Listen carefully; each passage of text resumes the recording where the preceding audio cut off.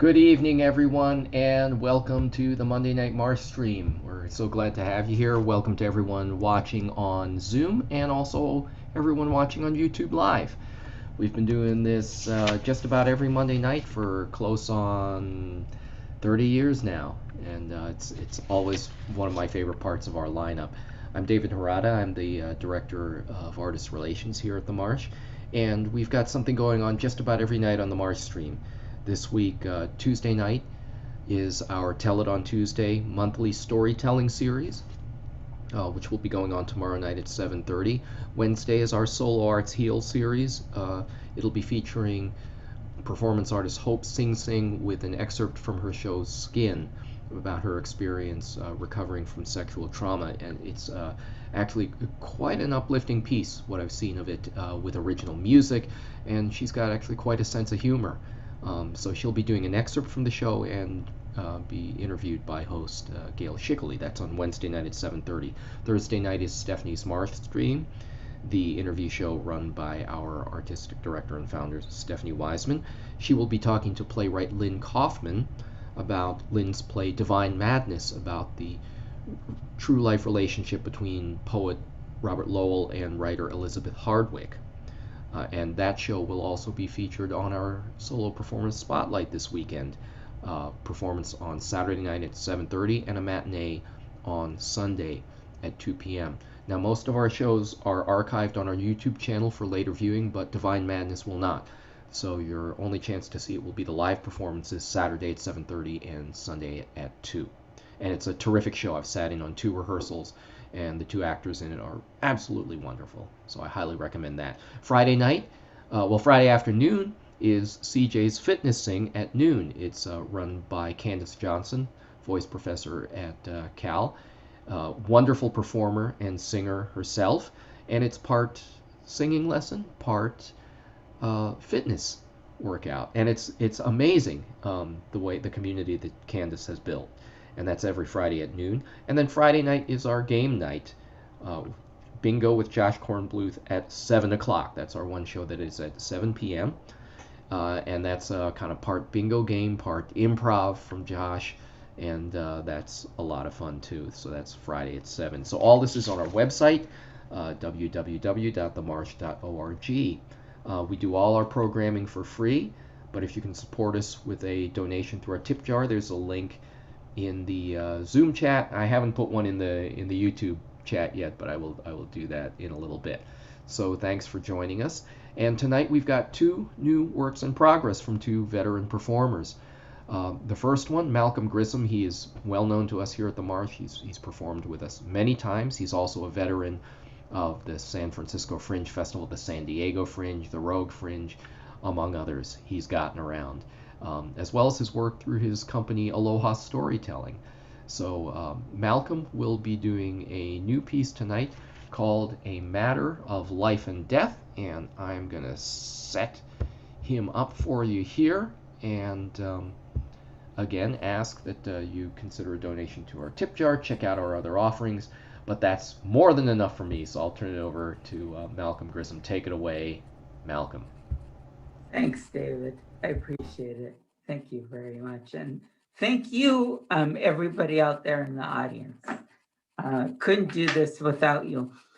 I'm having, of course, it has to happen tonight. I'm having some internet issues. And so if I look down and see that I might just go off video.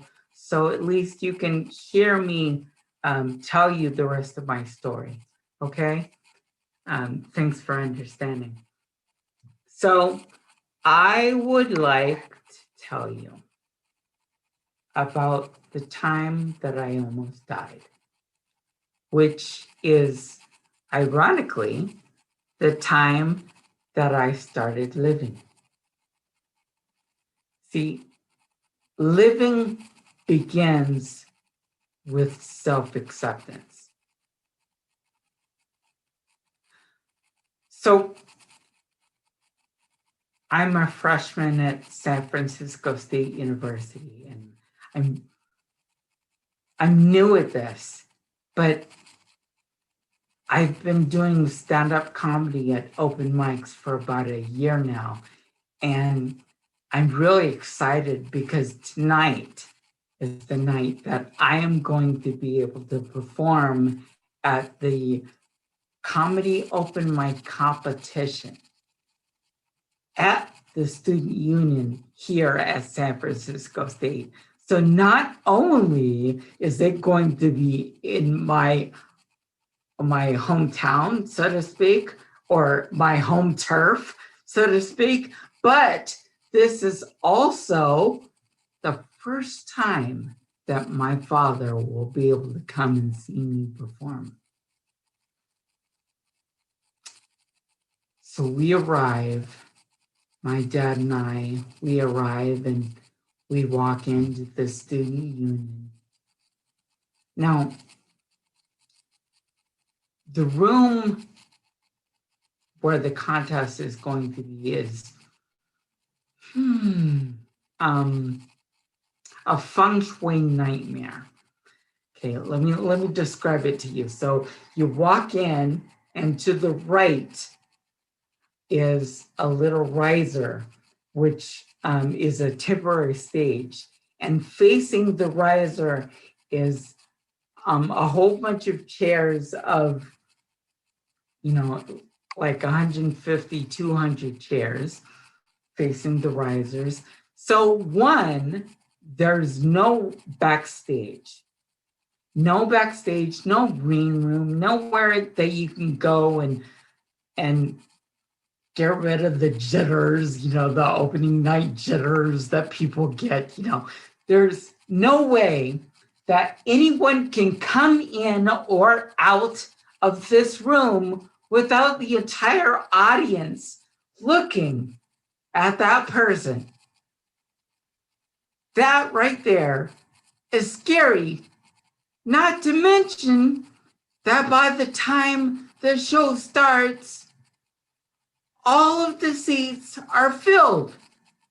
So there is about 250 people here, which is a lot more than I thought there were going to be. And here's my dad for the first time. Talk about pressure. So anyway, I guess my dad could figure out that I was nervous. Because when the show started, he put his hand on my shoulder and he whispered to me, "Don't worry, Malcolm, you got this. I believe in you. Just go out there and be yourself."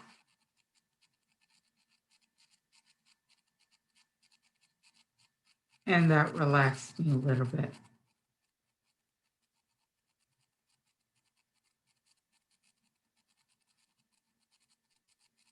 And then the next thing I knew, the MC called my name. And as I got out of my chair and walked towards the stage, as soon as I hit the stage, somebody shouted, "I didn't get that. Could you try again? Show us your tits." I don't know what that means. So I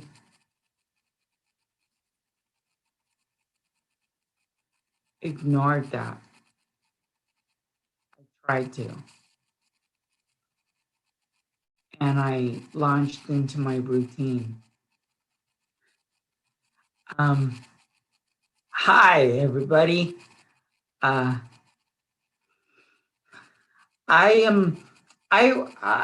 was your average baby.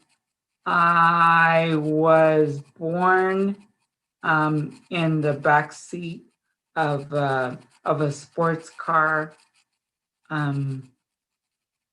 And, you know, in front of my entire neighborhood, you know, it was right in the alleyway in front of our house. And boom, I was born there. And, you know, my dad said that it's like I was born and conceived in the same place. Yeah, you know, like most babies are brought by the stork, you know, right? And so no, I wasn't brought by the stork. I was brought by the Michelin Man. um, yeah. Um, oh, and I'm So I'm an international kind of dude, right? So I'm part Black, you know, African American and American Indian, Italian and Celtic. I'm I'm like a bag of Skittles, right? Okay, ladies, taste the rainbow. And that's when everybody started shouting, "Talk faster! Get off the stage! You're not funny! Come on, what are you, gay? Go home, boy!" And then, "Go home, nigger."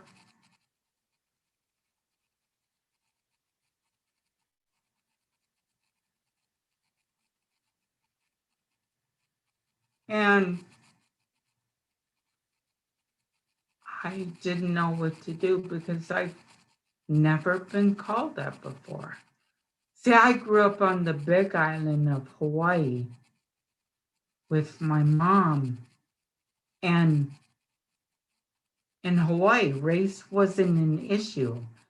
It didn't matter if you were Black or brown or Asian. We were all just one big family. In fact, it was more local people versus visitors, people that didn't belong.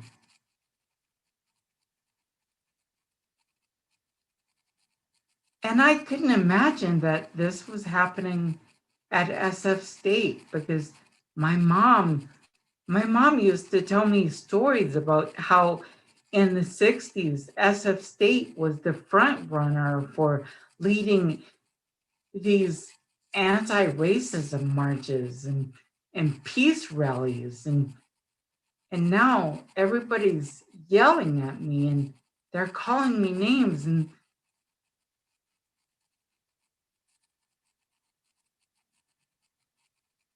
I was frozen. I couldn't move. And luckily, that's when the MC rushed up on stage and grabbed the mic from my hand and allowing me time to make a beeline for the door. And my dad followed behind me. We walked to the car in silence and we got in and we drove. About 5 minutes later, my dad finally said, "You know, it's okay, Malk. I thought you were good. I'm so angry at those boys. I just wanted to get up and I wanted to wring their neck. I wanted to shout out, 'Don't you know what manners are? Don't you know that you're supposed to let him speak? Let him speak, damn it. Let him speak. I don't care if you find him funny or not. Just let him speak.'"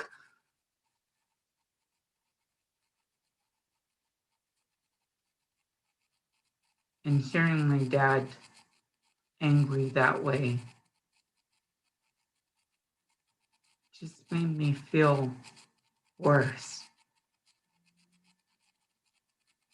And so when we got home, I finally ran in my room and I closed my door and I flung myself on the bed, stomach down, and I started to cry.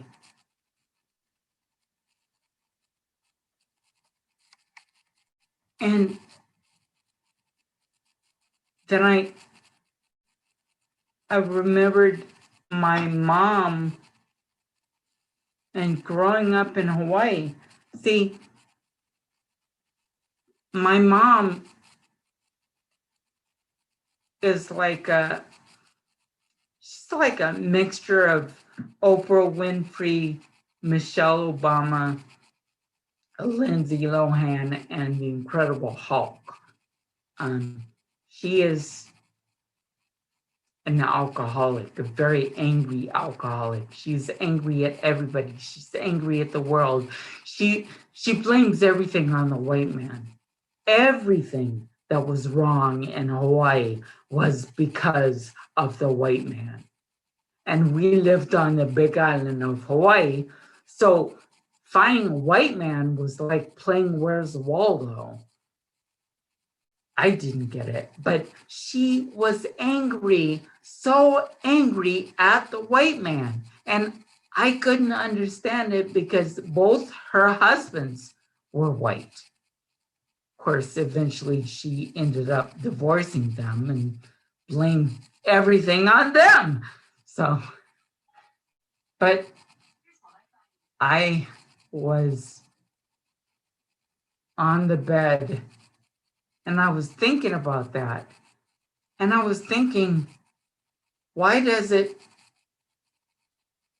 bother me so much to be called Black?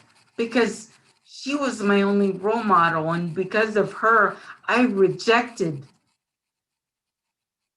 the Black side of me. I rejected that. I was other. I was not white. I was not Black. I was other. And then I remembered what Richard Pryor said about his trip to Africa and his African realization. I was sitting in the lobby and a voice said to me, "What do you see? Look around." And I looked, I saw people of all shapes and colors. And the voice said, "Do you see any niggers?" And I said, "No." And it said, "You know why? Because there aren't any." And it hit me like a shock. I started to cry. I said, "I've been wrong. That is a disgusting word, and it has nothing to do with us."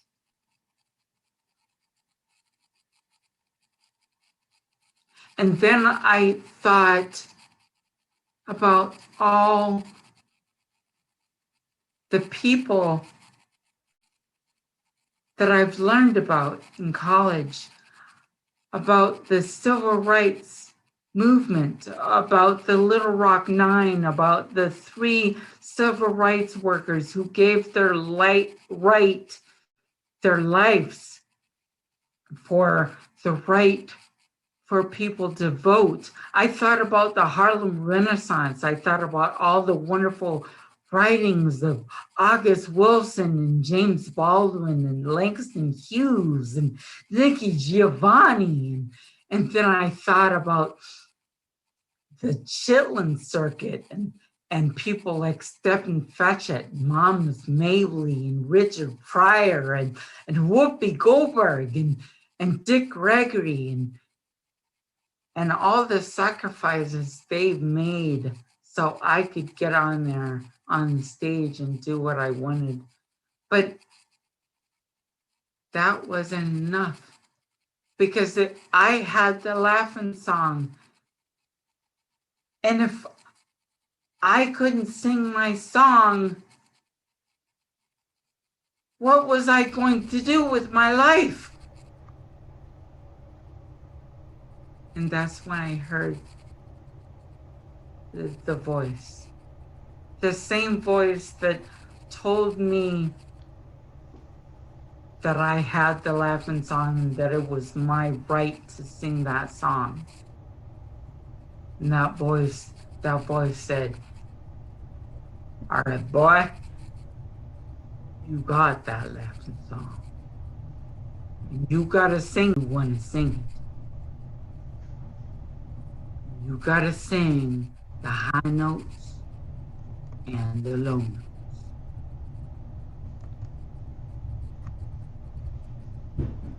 So go on out there and sing that song.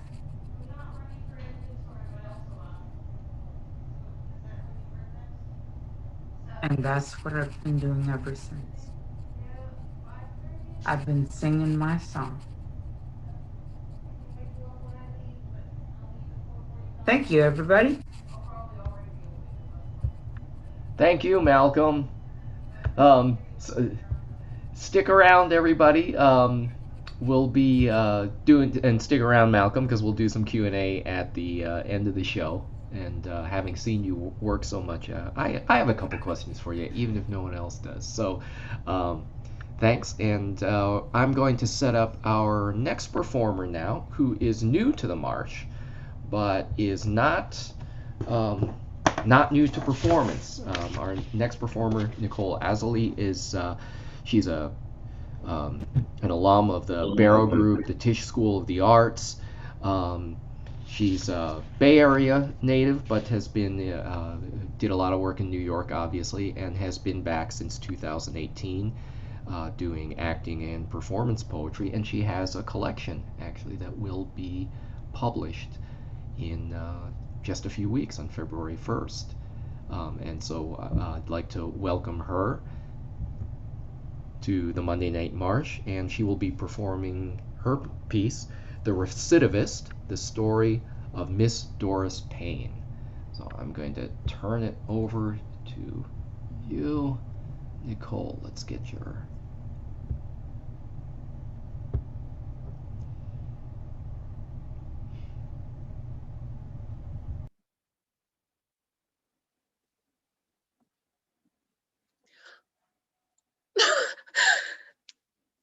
Oh, hi, Mama. Oh, that dinner was nice, wasn't it? My potatoes were overcooked. Go on now. Cook them yourself next time. I'm just kidding. Happy birthday, Mama. It's good to see you. I'm doing good, Mama. I'm doing real good. I'm just busy, busy with the business. Well, the international business. Well, fashion, Mama. I tried to fashion. Yes, imports and exports. Well, I hand deliver very expensive items to very high profile clients. Mama, I signed a confidentiality agreement, so I can't really talk about specifics, but no, Mama, why do you think I'm lying? Why do you always think I'm lying? I'm sorry, Mama. I didn't mean to raise my voice. I'm sorry. I don't want to argue either. Is this new silverware? I didn't see this last time. It's from Miss Adams. You still working for her? She paying you well? All those dresses that you have to sew in for her every single month. Not your fault. She keeps getting fatter. I guess keeps you in business, so it doesn't matter. Yeah. You want to talk? Sure. What you want to talk about, Mama? Anything. It's your birthday. Newspaper. Okay. Page 3. Okay.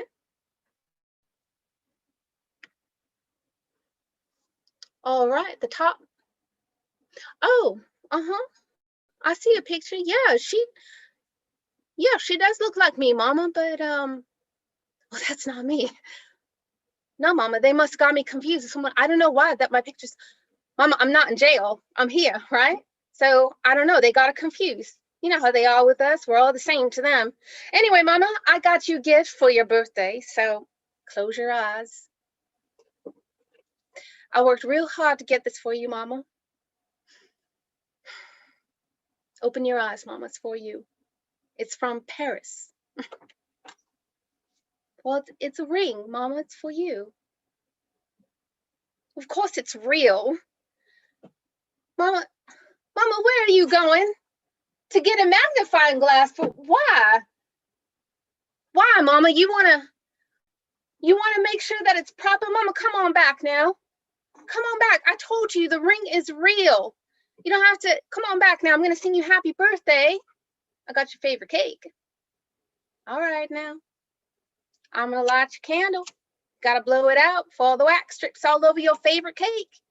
I'm gonna sing it now. Happy birthday, dear Mama. Happy birthday, dear Mama.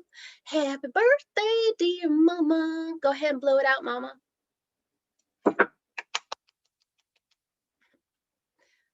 Well, it's good to see you too, Mama. Yes. That's right. Do you like your cake? Good.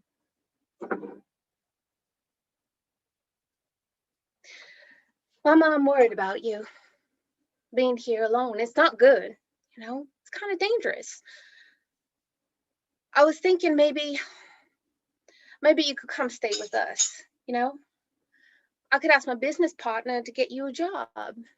You could live with us. My business partner in fashion. Yes, Mama, in fashion, imports and exports. Well, I can't tell you exactly what it is, Mama, because I signed a confidentiality agreement. I'm legally bound, Mama. I cannot disclose. Mama, what's with all these questions? Do you know how hard it was to get off work to come see you today? And I brought your favorite cake. You don't even say thank you and examining your ring like it's some crime scene. You ask me questions like this and that.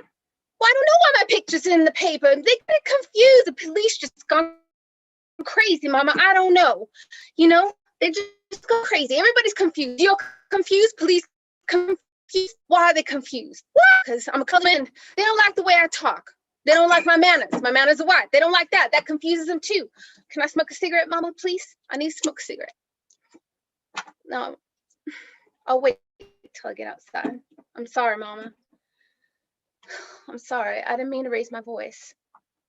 Yes, I know. No, Mama, I'm not coming back to Slab Fork. Slab Fork, Virginia, for what? For what, Mama? I like city life. You know, people mind their own business. Not like here. Anyway, what would I do here except for be hunched over some machine threading white people's clothes all day, you know, all day long like a squirrel. Mama, I'm sorry. I did not mean that. I know, Mama, that was improper. Mama, I'm sorry. I'm sorry. That was improper of me. Yes. I'm so sorry, Mama. I'm so sorry, Mama. Mama, where are you going? Get a bar of soap? Why?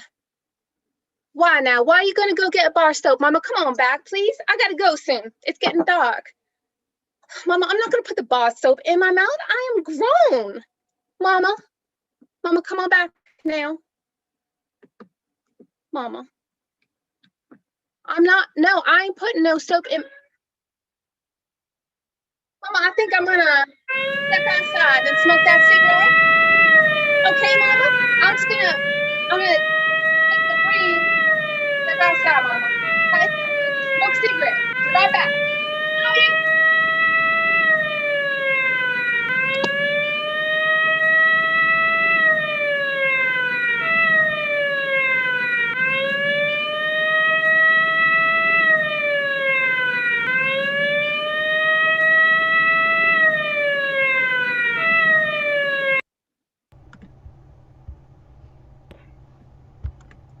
Thank you, Nicole. Welcome to the Monday Night Marsh. So I'm going to ask you to come back with your camera and join me. I'm back. Thank you.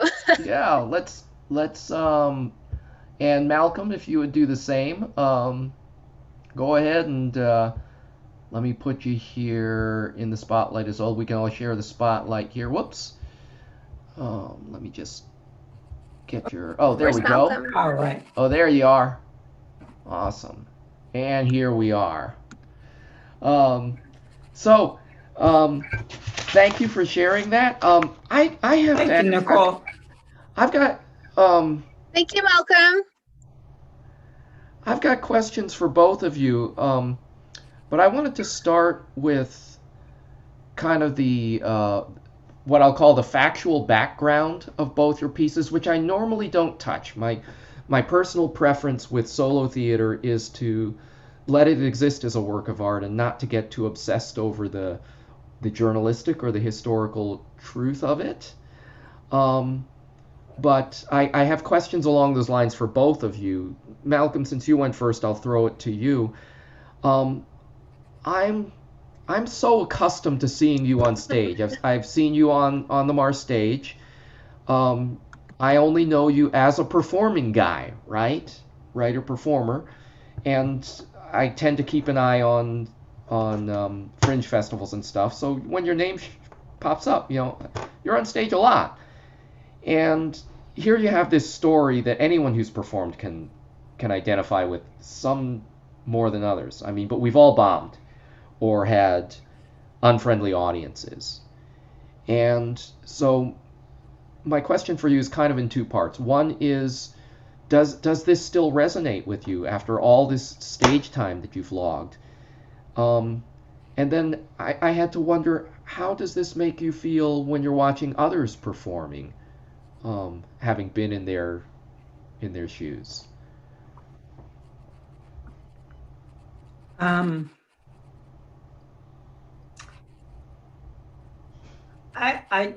Well, to answer your first question, no, it doesn't.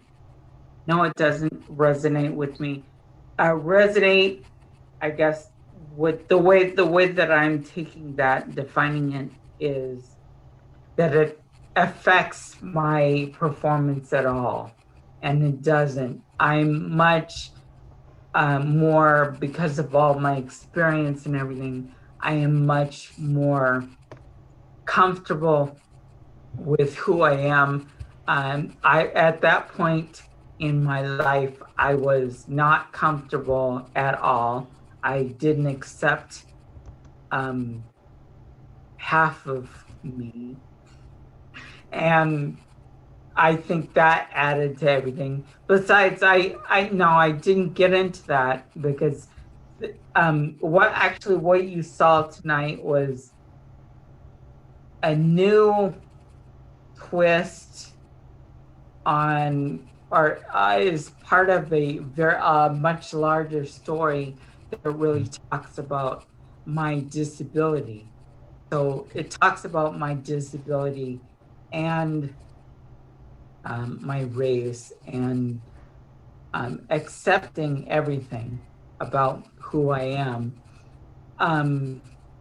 And so I've accepted both parts of who I am. So it really doesn't affect me as a performer. I think also as an audience member, just watching other people perform, I know what they're going through, like other people that aren't necessarily veterans, or that may be veterans but are working on newer work, and they do have those jitters and those same feelings. Please forgive me, I can't think right now. That's okay. I mean, I understand that you're sort of on the spot here a little bit, and you're doing fine, by the way. I'm not grading you. No one's being graded here. Nicole, though, when I was not familiar with the story of Doris Payne prior to your piece coming on my radar. Could you talk a little bit about the background of Doris Payne and what drew you to this character? You've taken with this slice a really fascinating, fun take on this type of character. Yeah, thank you. So I'm going to time myself because I have a tendency to talk too much, or Malcolm, you can just go like this. Then I know, be quiet. Um, and also I had a question for Malcolm, but I will ask that later. If Great. that's okay, if that's Yeah. awesome. So I've been a waitress, I don't waitress anymore, but I was waitressing an event about 8 years or so ago in Los Angeles, and I saw the front cover of the LA Times, and it had her photograph, and she looked almost exactly like my grandmother, and I was shocked, and I picked it up and ran with it and read the story immediately. And I actually interviewed her. I drove out to the prison it was actually county jail. She only been to prison once, and interviewed her.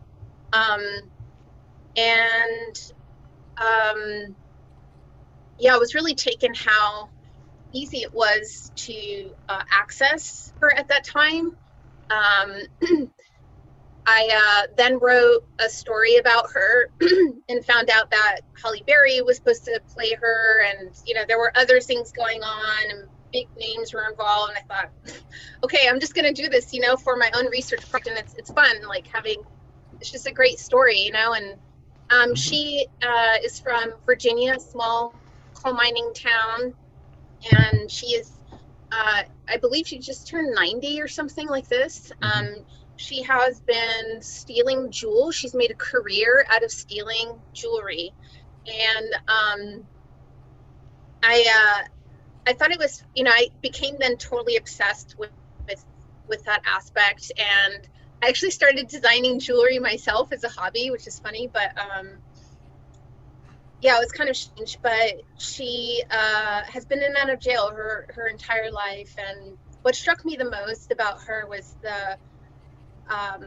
I asked her, what did you want to be when you grew up? And she said that she wanted to be a dancer. And that's when we actually had a strange, warm felt conversation, because my background is in dance.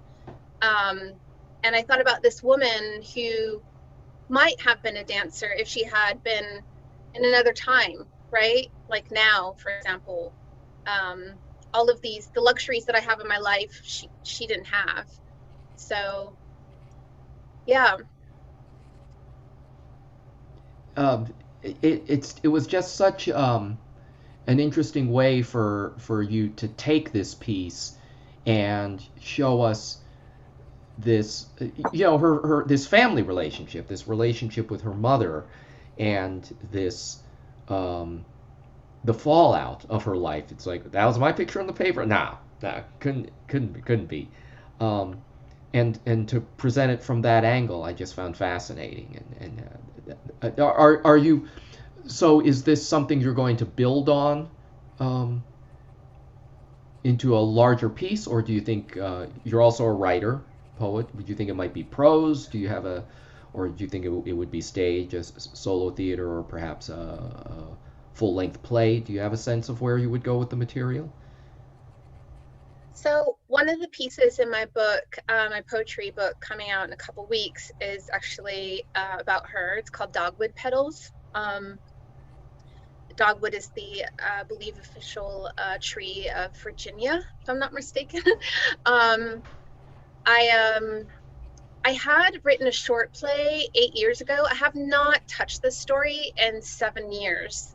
So this is, it's neat to go back there and see her picture again and think of all the people that were involved. And I think that it's really important for me to work with people, because that's, I don't know, I just prefer it.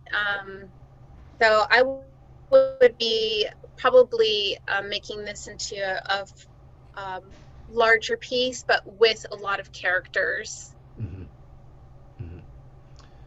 Mm-hmm. And I appreciate your trying to control yourself, and you're doing fine, by the way. No sign whatsoever of you talking too much, but I know that I get that way. Oh. So I'm going to shut up and let you ask your question to Malcolm now before I get carried away.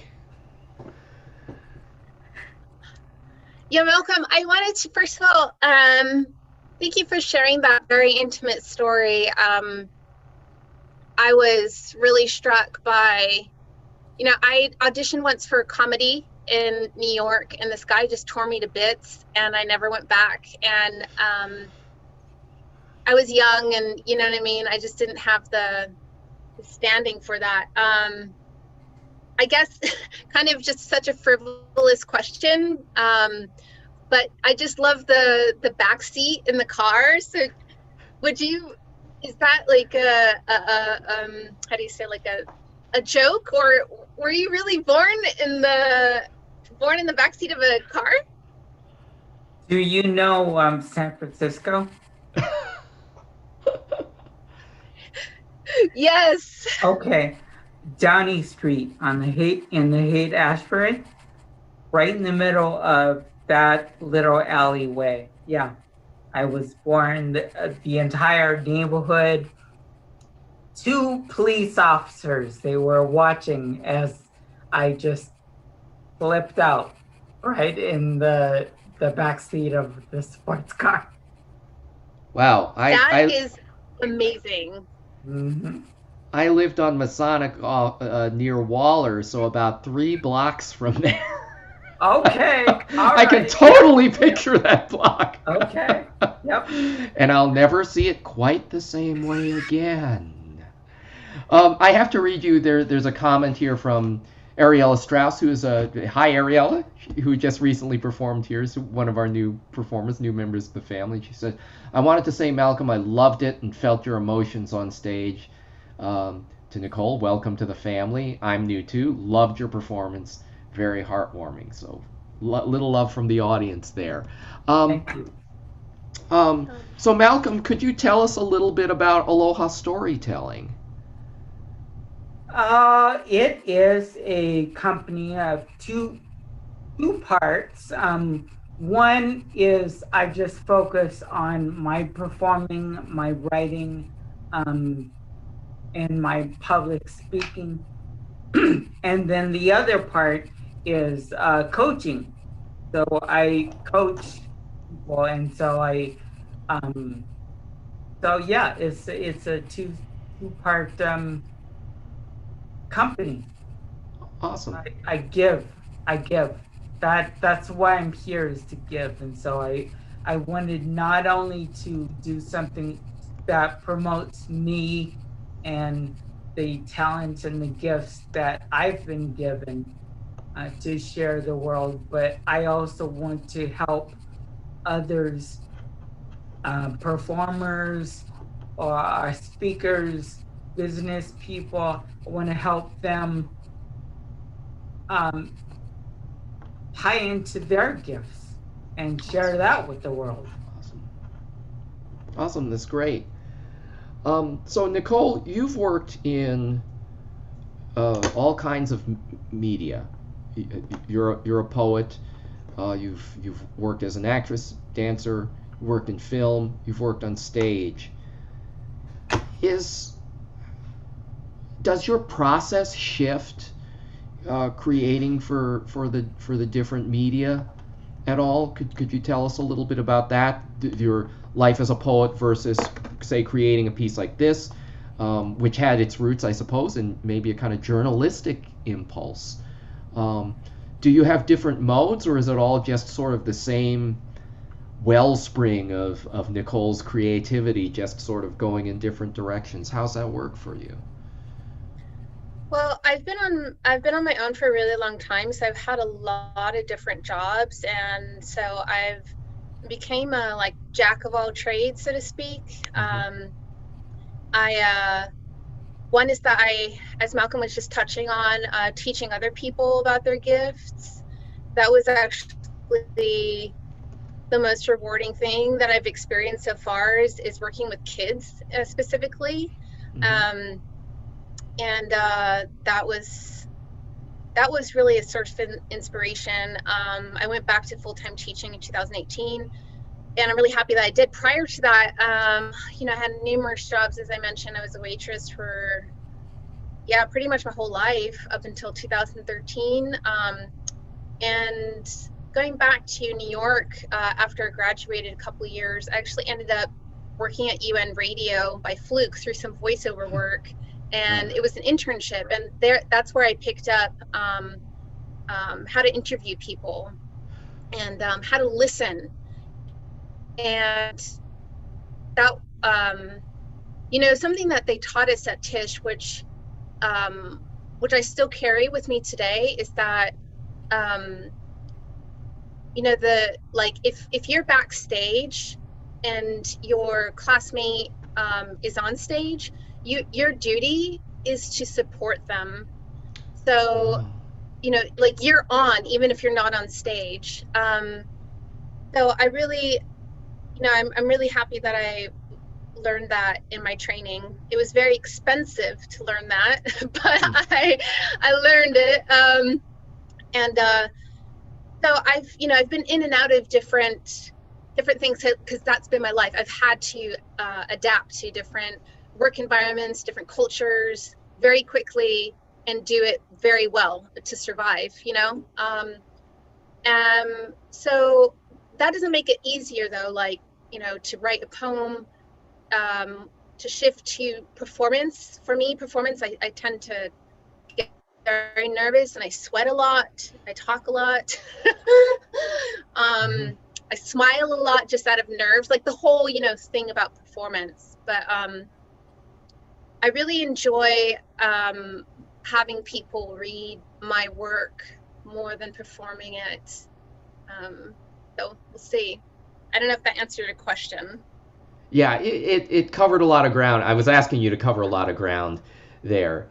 And again, congratulations on your upcoming collection of poetry and the opportunity for people to read you, to meet you on the printed page. And I will say to both of you that as someone who's been performing for a long time myself in various modes, who hasn't gotten over nerves, when it's new material and the way the nerves just hit, I would have thought I would have been done with it by now. But it is such a relief to hear both of you talking about it, because in some ways it seems so obvious, but hearing it from the two of you like this and knowing that we all share that is kind of nice to know. And I wish both of you a great deal of creativity and opportunity and as little terror as possible in your artistic lives. And also thank you for making the pivot to Zoom.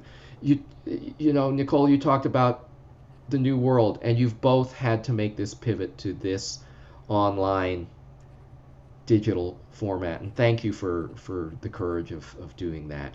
So before we go, I'd just like to ask if either of you have any upcoming projects you want to plug.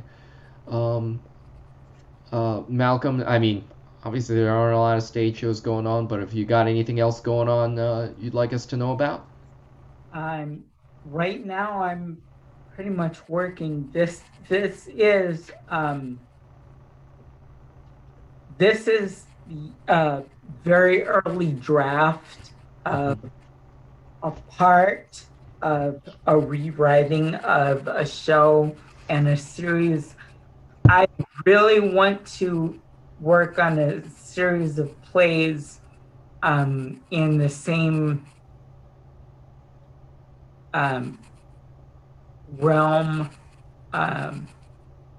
as August Wilson, and I really want to do a tribute to him and his work, and so I'm really going to be focusing on that and performing here and there and comedy open mics, and of course here at the Marsh. So nothing, no performances coming up, but that's what I'm doing. But you're still going to be cranking out the work, so we should all keep an eye out for you. Oh yeah. Oh yeah, definitely. Okay. What about you, Nicole? I'm so sorry. Can you repeat the question? I had to get my charger. It's okay. I just want to know if you have any upcoming projects that you'd like us to be aware of, that you'd like to share with the audience. Actually, go ahead if you would. No, go. Yeah, you wanted to add something? I was going to add that for everyone in the audience and for both of you, this performance will be archived on our YouTube channel. So if you know people who weren't able to catch this here in this time slot, it will be watchable on the MarshStream's YouTube channel. So anyone can look for both of you there. But if you have anything else coming up, we've mentioned your poetry collection, which is wonderful. Anything else you'd like to plug? Anything you've got coming up? Yeah, I'm working on an educational show for kids. So it's a multilingual educational show. It's a small, fun project that I'm doing on the side. And then yeah, that's what I'm doing and applying to a lot of grad school. I just took the LSAT, so I might even be in law school by this time next year. I don't know. All right, well, good luck to you there. Wow, that's huge. That's wonderful. Um, and that's great that you're both keeping the creative irons in the fire. So thank you both for joining us tonight. Thank you all of you in the audience. Thank you. Please, if you can support us with a donation to our tip jar, that's great. Thank you all of everyone who joined us on YouTube, and check out our other videos on the MarshStream. So Nicole, Malcolm, thank you very much. Thank you in the audience, everyone, and good night to you. Bye, San Francisco. Good night. Good night. Bye. Thank you.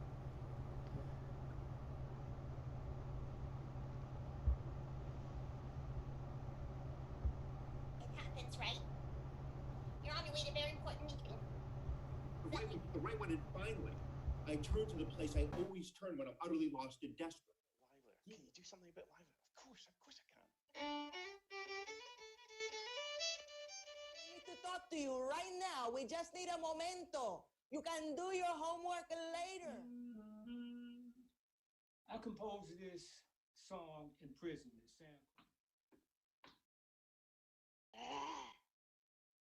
Walking down the street, going to the theater. I mean, I had many breakfasts at Venus, and then I Read a little excerpt from it right now. Excerpt. I love that word. Excerpt. And she would call me like from the self-help home. She'd go, "They have their Sabbath on Fridays. Did you know that?"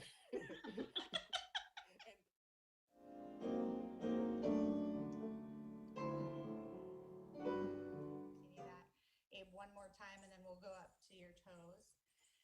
And then you can do the... And 1, 2, 3, pull. And up.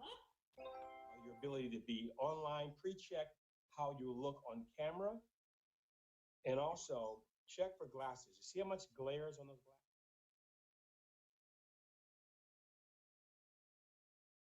Every night I pray for you. I don't even brush my teeth every night. And know that we are one. Maria. That's my Starbucks name. It sounds like hell, if you know what I mean. But for some reason, we call it living the dream. So that's that poem. Okay, 069, and I don't want any of your smart aleck sex talk that I usually get when I get 069.